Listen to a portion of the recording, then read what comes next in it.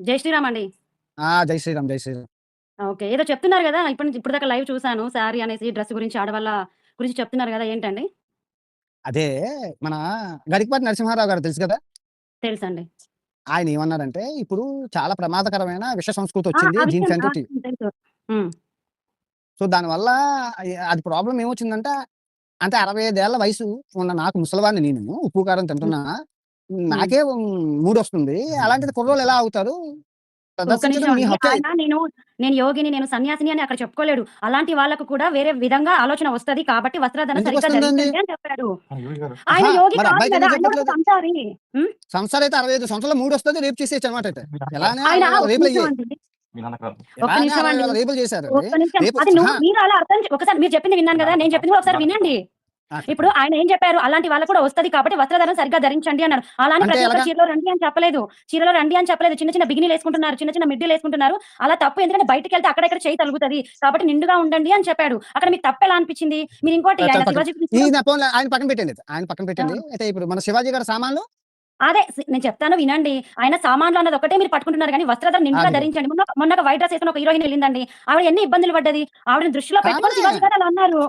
మరి నేను ఇక బెహ్రీన్‌లోని నేనే అవయవాలు ఇది చూపించాను. నేనెంత ఇబ్బంది పడ్డాను.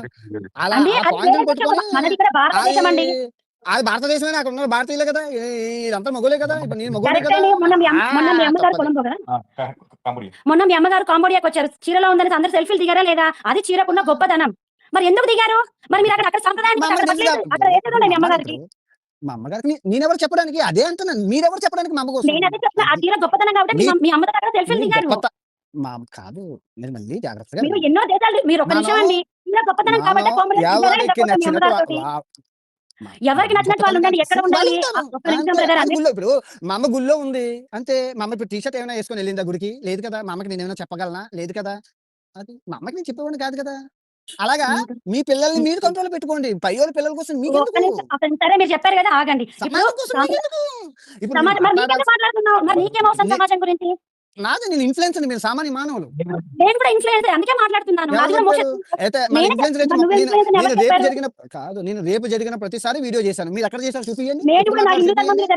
నా హిందూ ధర్మం మీద దాడి జరిగిన ప్రతిసారి హిందూ నేను కూడా ధర్మం? నోరు విప్పాను. నిన్న చూడు నిన్న మోక్ష నిన్న ధర్మ నీ యూట్యూబ్ హిందూ ఛానెల్. ధర్మమోడే కాదు నీ హిందూ ధర్మం ఆయనే 8 ఏళ్ల అమ్మాయిని రేప్ చేసేటప్పుడు మీ ధర్మము, నీ పెద్ద మనిషి, ఆ ముసలాయన మీరు ఎక్కడికెళ్లారు? నీకు ఎప్పుడు అక్కడికొచ్చి నేను మాట్లాడారు? హిందువుని అని చెప్పాడా? నీ దగ్గరికొచ్చి నేను హిందువుని అని చెప్పాడా? ఆయన మరి హిందువే అని ఎంతమంది ముస్లిమ్స్ చెప్పాడుగా. రేప్ చేశారు?